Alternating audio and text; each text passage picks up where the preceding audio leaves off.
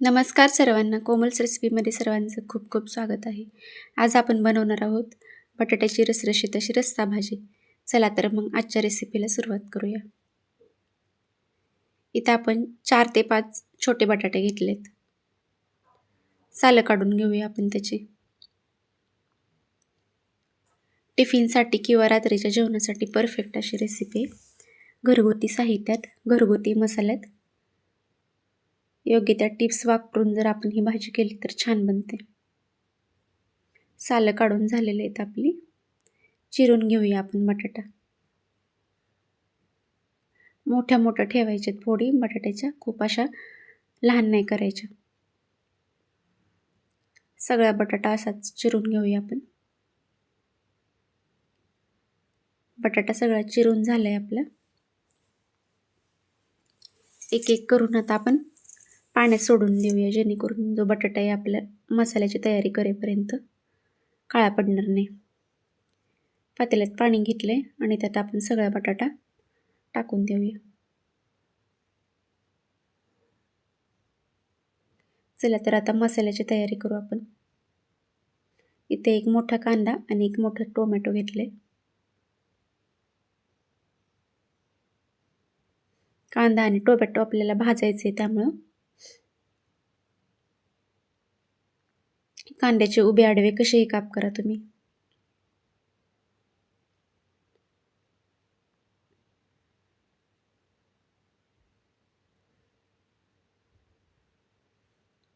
Tomato सुद्धा धुवून घेतले, आपण कापून घेऊया.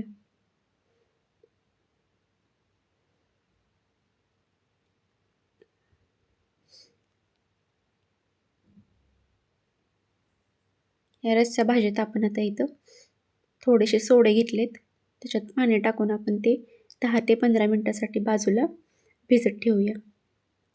गॅस चालू करू आणि कढई ठेवू त्याच्यात कांदा आणि टोमॅटो भाजण्यासाठी. थोडंसं तेल टाकू आपण वरून, म्हणजे आपला कांदा आणि टोमॅटो असतं ते चांगलं भाजलं जाईल. खूप करपवायचं नाही आहे. कांदा आणि टोमॅटो एकदम मऊ होईपर्यंत चांगलं भाजून घ्यायचे. काढून घेऊया आपण आणि गार करायला ठेवून देऊ. गार करून झाल्यावर अशी ग्रेव्ही तयार केली आहे आपण मिक्सरमधून. गॅस पेटवू आणि कढई ठेवूया. कढई तापली की 2 पळ्या तेल टाकूया त्यात.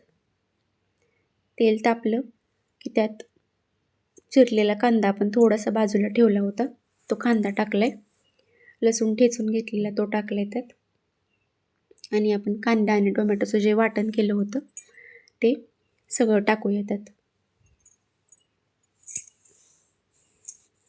1 चमचा लाल चटणी आणि लाल काश्मीरी मिरची पावडर टाकले.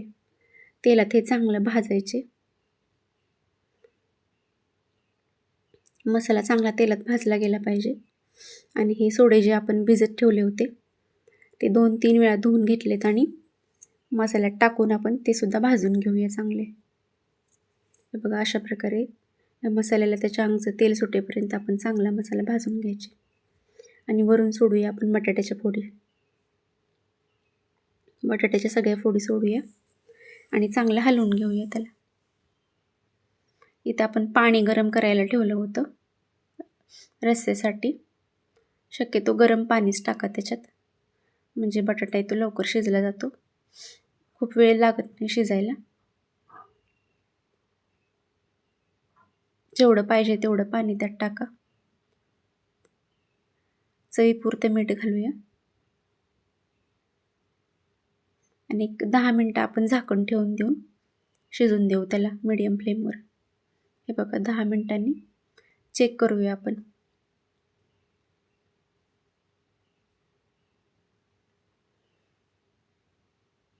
बटाटा शिजला गेलाय आपला चांगला.